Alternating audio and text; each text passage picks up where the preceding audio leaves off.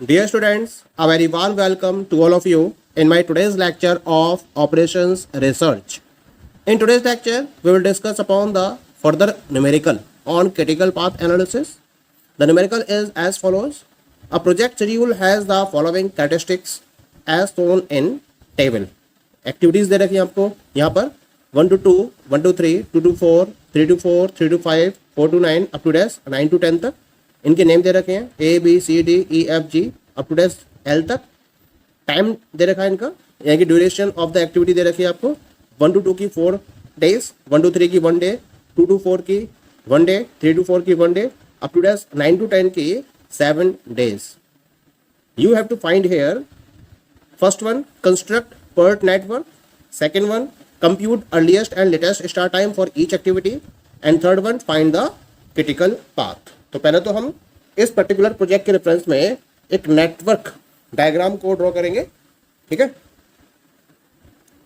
तो पहले इसके रेफरेंस में हम बात करेंगे अबाउट द नेटवर्क डायग्राम। तो सबसे पहले आपके पास जो एक्टिविटी दे रखी है that is given you 1 to 2 and 1 to 3। तो इसका मतलब 1 से हम लेके चलेंगे 2 एक्टिविटीज को।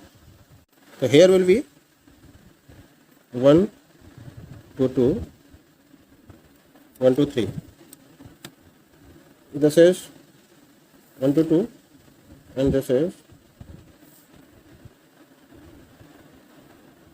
1 to 2, 1 to 3.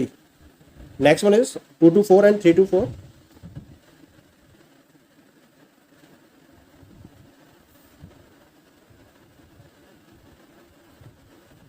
2 to 4 and this is 3 to 4. Next one is the 3 to 5. 3 to 5.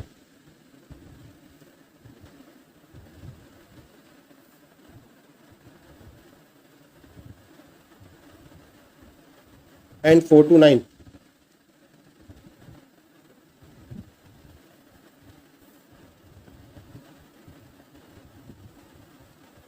Four to 9 हो गया आपका ये, ठीक है।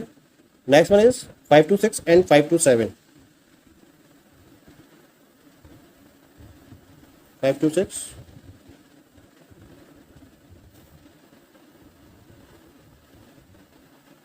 and this is 5 to 7. Next one is the 6 to 8 and 7 to 8. तो ये 8 पे जाके मिल रहे हैं।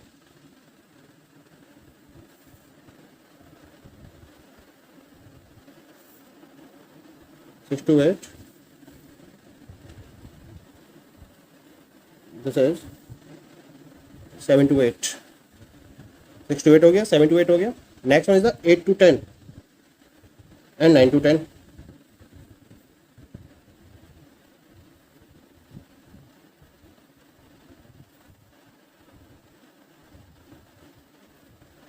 Eight to 10 and this is 9 to 10. तो इस तरह से हमारे पास कंप्लीट नेटवर्क डायग्राम कंस्ट्रक्ट हो चुका है। इनके नाम दे देते हैं। 1 to 2 को नाम दिया गया है ए और इसका टाइम ड्यूरेशन है 4 days। 1 to 3 को नाम दिया गया है बी और इसका टाइम ड्यूरेशन है 1 day। 2 to 4 1, ये सी 1। 3 to 4 D 1। 3 to 5 E 6.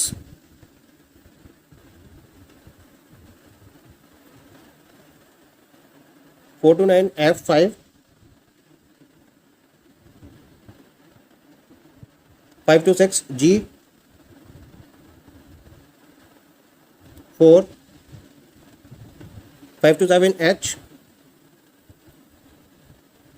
8. 6 to 8 I 1.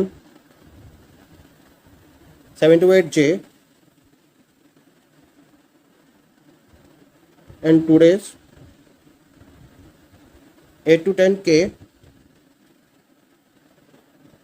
5 days and 9 to 10 L 7 days. ये तो हमारा नेटवर्क डायग्राम प्रॉपर्ली कंस्ट्रक्ट हो चुका है। अब मुझे क्या करना है, अब मुझे हर पर्टिकुलर एक्टिविटी के रेफरेंस में अर्लीस्ट स्टार्टिंग टाइम और लेटेस्ट स्टार्टिंग टाइम को कैलकुलेट करना है। ठीक है, तो इसके लिए मैं डिफरेंट इवेंट्स पर ई वैल्यूज़ और एल वैल्यूज़ को नोट डाउन कर देता हूँ। तो 1 के रेफरेंस में E1 L1, 2 के रेफरेंस में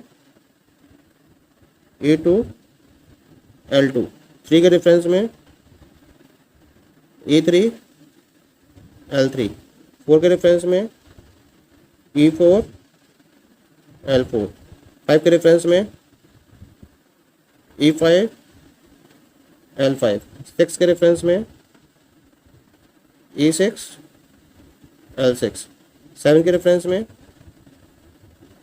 E7 L7, 8 के रेफरेंस में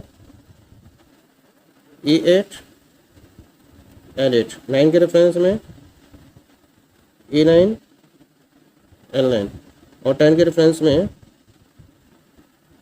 E10 L10 की वैल्यू को मुझे डिटरमाइन करना है। अब मैं यूज़ करूँगा फॉरवर्ड पास मेथड, और इस फॉरवर्ड पास मेथड के बेसिस पर हम डिटरमाइन करेंगे ई वैल्यूज़ को।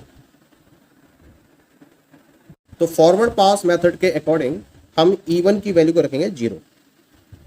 अब EJ की वैल्यू निकालनी है, तो EI प्लस TIJ का फॉर्मूला अप्लाई करते हुए हम वैल्यूज़ को डिटरमाइन कर लेंगे।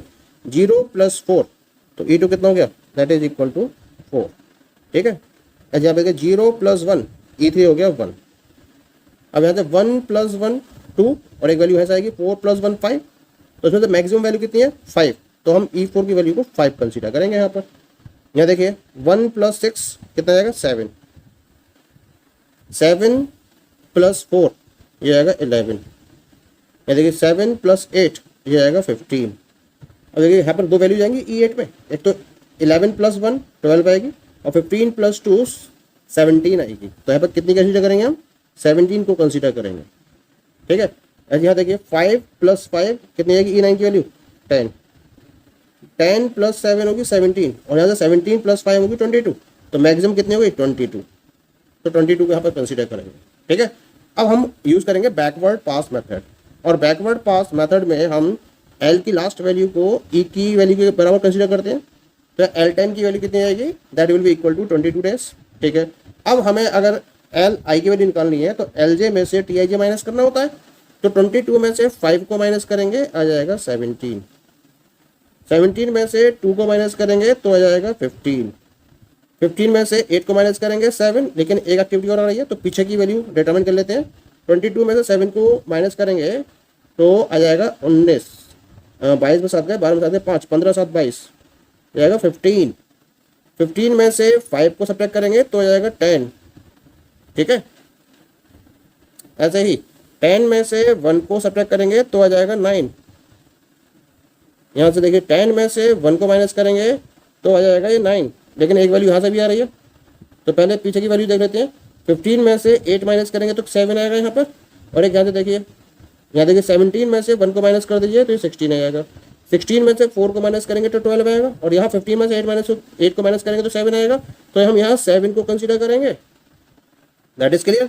अब यहाँ देख लीजिए 10 में से 1 को माइनस करेंगे तो आएगा 9, और यहाँ 7 में से 6 को माइनस करेंगे तो 1, मिनिमम कितना है 1, तो यहाँ 1 को कंसीडर करेंगे हम। ठीक है, अब यहाँ देख लीजिए 1 में से 1 गया 0 और 9 में से 4 गया 5, तो हम 0 को कंसीडर करेंगे। तो सारी ई वैल्यूज़ और एल वैल्यूज़ इस तरीके से मैंने डिटरमाइन कर ली हैं इस पर्टिकुलर नेटवर्क डायग्राम के रेफरेंस में। अब हम देखेंगे कि कौन कौन सी ई वैल्यूज़ और एल वैल्यूज़ सिमिलर हैं, यानी कि कौन कौन सी एक्टिविटी क्रिटिकल एक्टिविटी हैं। तो यहाँ देखिए ये इवेंट पर ई वैल्यू एल वैल्यू सेम है, इस पर सेम है, इस पर भी सेम है, यहाँ भी सेम है, यहाँ भी सेम है और यहाँ भी सेम है। तो यहाँ से इसका मतलब जो एक्टिविटी है आपकी बी ई एच जे और के, ये क्या हो गई आपकी, these are known as the critical activities, इन्हें हम कहेंगे क्रिटिकल एक्टिविटीज। तो यहाँ पर हमारी जो क्रिटिकल एक्टिविटीज हैं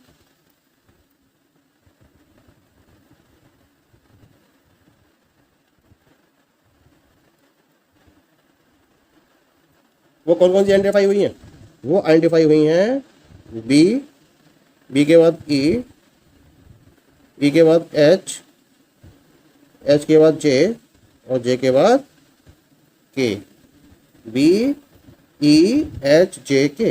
देखिए बाकी में ई वैल्यूज और एल वैल्यूज सिमिलर नहीं है। जैसे मैं यहाँ की बात करूँगा तो यहाँ पर E2 है 4, L2 है 9, यहाँ E4 है 5, L4 है 10, ठीक है। यहाँ E9 है 10, L9 है 15, ऐसे ही E6 है 11 और L6 है 16। तो यहाँ ई वैल्यूज और एल वैल्यूज सिमिलर नहीं है। सिमिलर कहाँ कहाँ है? 1 to 3, 3 to 5, 5 to 7, 7 to 8, 8 to 10। इस पर्टिकुलर डायरेक्शन में ई वैल्यूज और एल वैल्यूज क्या हैं? सिमिलर हैं। तो इसी वजह से क्रिटिकल एक्टिविटीज कौन कौन सी होंगी आपकी? बी ई एच जे के, क्लियर। या फिर क्या कह सकते हैं इसकी जगह मैंने 1 to 3, 3 to 5, 5 to 7, 7 to 8, 8 to 10। ये भी क्या होंगी? ये भी आपकी क्रिटिकल एक्टिविटीज कहलाएंगी, ठीक है। तो इसके बेसिस पर हमारा क्रिटिकल पाथ क्या होगा, हम इसको कंसीडर कर लेते हैं। तो क्रिटिकल पाथ के लिए हमें क्या करना पड़ेगा? जितनी भी क्रिटिकल एक्टिविटीज हैं उनको फॉलो करना होगा। तो क्रिटिकल पाथ हो जाएगा हमारा 1 to 3, 3 से 5, ठीक है, 5 से 7, 7 से 8 और 8 से 10। या फिर हम कह सकते हैं B to E to H to J to K। That is clear. हम निकालेंगे, क्या निकालना है हमें?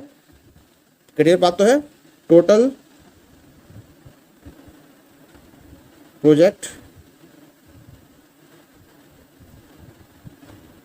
Completion time. तो टोटल प्रोजेक्ट कंप्लीशन टाइम और निकाल लेते हैं हम इसके रेफरेंस में। तो ये कितना होगा? इसके लिए हम क्रिटिकल एक्टिविटीज के टाइम ड्यूरेशन को ऐड कर देते हैं।